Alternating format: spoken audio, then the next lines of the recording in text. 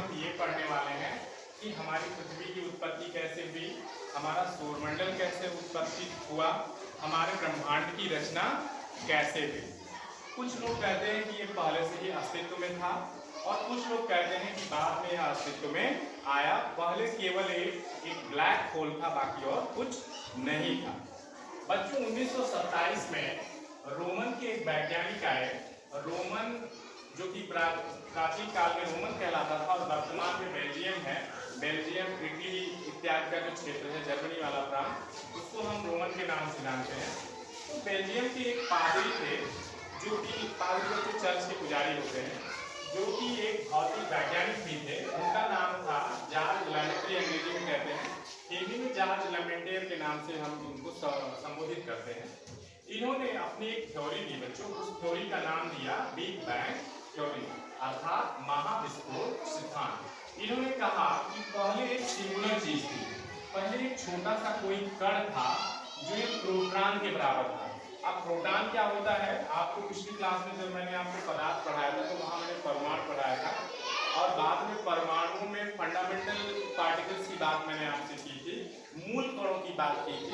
तो John Dalton उसके बाद के जो वैज्ञानिक है उन्होंने मूल कणों की खोज की, तो उसमें प्रोटॉन, न्यूट्रॉन और इन सभी कणों का खोज किया था। यानी परमाणु से भी छोटा जो चीज हो, परमाणु से भी छोटा जो कण, उसको हम प्रोटॉन कह सकते हैं। मूल कणों की इसकी गणना होती है।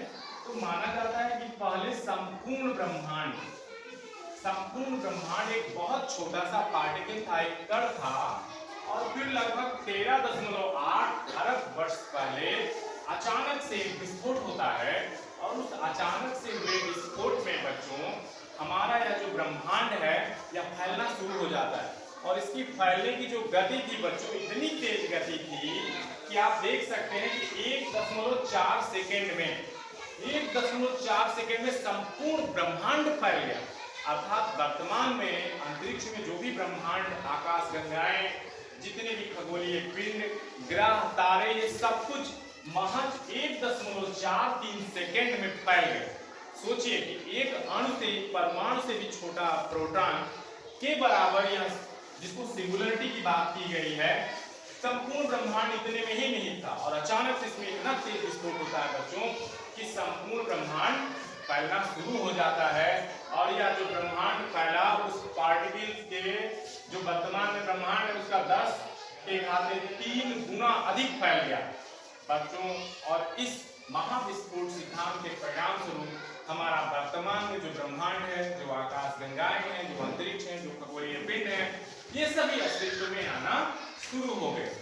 इस सिद्धांत को बच्चों बिग बैंग थ्योरी कहा जाता है, जिसके जनक हैं जॉर्ज लैमेंटियर, जो कि एक रोमन कैथोलिक वैज्ञानिक थे, साथ ही साथ एक पादरी थे जिनका संबंध बेल्जियम से था।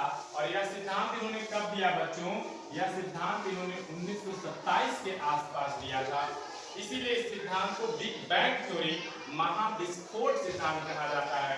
और बच्चों इनका जो सिद्धांत था वह सिद्धांत न केवल ब्रह्मांडीय नियमों पर बल्कि भौतिक के नियमों पर भी लागू होता था, भौतिक के नियम के अनुसार था। इन्होंने बच्चों अल्बर्ट आइंस्टीन, जिन्होंने सापेक्षता का सिद्धांत दिया था, उनके इसी सिद्धांत पर आधारित करते हुए अपनी यह महाविस्फोट की परिकल्पना इन्होंने प्रस्तुत की बच्चों।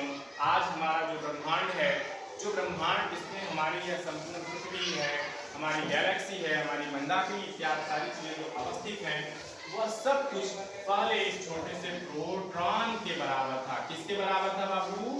प्रोटॉन के बराबर था। और जब विस्फोट हुआ तो यह फैलता चला गया, धीरे धीरे बहुत बड़ा होता चला गया। महज 1.43 सेकेंड में ही ये फैल गया बच्चों। और इस प्रकार से हमारे ब्रह्मांड की उत्पत्ति हुई। तो ये छोटा सा टॉपिक मैंने लिया था हमारे ब्रह्मांड की उत्पत्ति, जिसमें मुझे केवल पढ़ाना था आपको महाविस्फोट सिद्धांत। अब ज्यादा अपनी कक्षा को हम डिटेल ना करते हुए थोड़ा सा और आगे बढ़ेंगे और हम पढ़ेंगे कि हमारे सौरमंडल की उत्पत्ति कैसे हुई। तो आप बच्चे देख पा रहे हैं कि हमारा सौरमंडल पहले गैस, धूल, कणों का एक बड़ा सा गुबार था बच्चों, एक बड़ा सा गुबार था जिसमें एक आकर्षण शक्ति काम कर रही थी, जिसको गुरुत्वाकर्षण बल नाम दिया गया। इस गुरुत्वीय बल के कारण वह गैस और धूल के कण आपस में घूम रहे थे। ये देखिए, आपस में घूम रहे थे। आपस में घूम रहे थे और एक दूसरे से जुड़े हुए थे। पर अचानक से बच्चों करीब 4.5 अरब वर्ष पहले की बात है, ये जो बादल थे, ये जो गैसीय बादल, जो आणविक बादल थे, जो छोटे छोटे पार्टिकल्स में बटे हुए थे, ये बादल, इसका गुरुत्वाकर्षण बल अचानक से क्या हो जाता है, खत्म हो जाता है। और गुरुत्वाकर्षण बल जैसे ही बच्चों ये खत्म होने लगता है तो ये गैस का गुबार, ये बादल एक प्रोटोप्लेटनरी डिस्क में, एक प्लेट नुमा, एक तस्तरी नुमा रूप में जमना शुरू हो जाता है। और जैसे जैसे ये जमना शुरू होता है उसी समय इसका गुरुत्वीय बल भी कम होने लगता है और ये गैस के बादल अब ठोस बन गए हैं। ठोस बनकर के छोटे छोटे टुकड़ों में टूटना शुरू हो जाते हैं और इस प्रकार से तमाम सारी मंदाकिनी या तारे इत्यादि का निर्माण होने लगता है। और उसी में एक तारा बच्चों हमारा सूर्य है जिसका निर्माण हो जाता है। हमारा जो सूर्य है वह अस्तित्व में आ जाता है और इसी प्लेटनरी डिस्क से छोटे छोटे ग्रह भी टूटना शुरू हो जाते हैं और वह टूटते टूटते एक निश्चित कक्ष में सूर्य की या जो भी तारे हुए होंगे उन तारों के एक निश्चित कक्ष में क्या करना शुरू कर देता है, परिक्रमा करना शुरू कर देता है। हम बात करेंगे हमारे सौरमंडल की।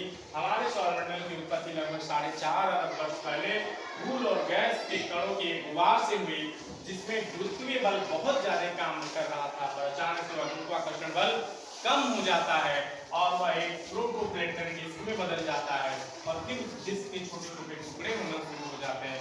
इस प्रकार से हमारा ये तारा अर्थात सूर्य निकल के आता है, उसके छोटे छोटे ग्रह निकल के आते हैं और एक निश्चित कक्ष में परिक्रमा करना शुरू कर देते हैं बच्चों।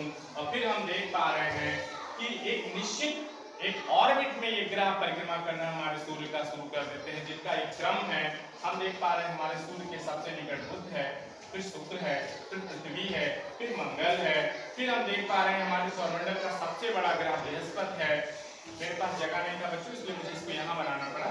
बृहस्पति है, फिर शनि है, अरुण है, वरुण है। ये 8 ग्रहों का एक जाल बन गया और हमारे सूर्य के चारों ओर एक निश्चित कक्ष में सूर्य की परिक्रमा अपने परिभ्रमण करते हुए अर्थात अपने स्थान पे घूमते हुए सूर्य का चक्कर लगाना शुरू कर देते हैं। और लगभग जब ये चीजें होती हैं तो लगभग 400 से अधिक ज्ञात उपग्रह हमारे ग्रहों और हमारे सूर्य के इस परिधीय क्षेत्र में पाए गए जो कि ज्ञात हैं, जिनकी खोज कर ली गई है। इस प्रकार से बच्चों हमारे सौरमंडल की उत्पत्ति हुई। तो हमने देखा, यहाँ पे देखिए बच्चों, हमने देखा कि जॉर्ज लेवेंटियर महोदय के अनुसार बिग बैंग थ्योरी हुई और उसके परिणाम स्वरूप ब्रह्मांड इत्यादि का आकाश गंगाओं का जो है निर्माण हुआ। और साथ ही हम यहाँ देख पा रहे हैं कि धूल गैस के बादल के जो है प्रोटोप्लेटनरी डिस्क में बदलने के परिणाम स्वरूप हमारे सौरमंडल का निर्माण हुआ और हमारे अन्य ग्रहों का निर्माण हुआ। आज की कक्षा बच्चों आपको कैसी लगी? अच्छी। आप सभी लोग एक बार समझ के पॉइंट्स देख लें और इसको समझ लें किस प्रकार से हमारे ब्रह्मांड और हमारे सौरमंडल की उत्पत्ति हुई। वैज्ञानिकों का मानना है बच्चों कि आज भी हमारे ब्रह्मांड का विस्तार हो रहा है। जो लाल आकाश गंगाएं हैं वो तो सब एक दूसरे से बहुत तेजी से अलग हो रही हैं, एक दूसरे से तेजी से दूर जा रही हैं। आज भी उनका विस्तार जारी है। हमारे एक वैज्ञानिक थे बोस सर, और इसके अलावा जो है अभी हाल ही में भौतिक वैज्ञानिक इंग्लैंड के थे स्टीफन हॉकिंस, उन्होंने इन सभी ने मिलकर के नए कण की खोज करी और ब्रह्मांड की उत्पत्ति में एक नया जो है क्रांति लाकर के खड़ा कर दिया। एक मूल कण की खोज की कि किस प्रकार से ब्रह्मांड की उत्पत्ति हुई होगी।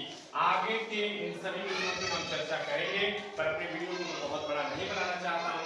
आप देखेंगे केवल महाविश्व सिद्धांत को और हमारे सूर्य की सौरमंडल की उत्पत्ति को और इस ग्राफ के माध्यम से समझने का प्रयास करेंगे। थैंक यू बच्चों।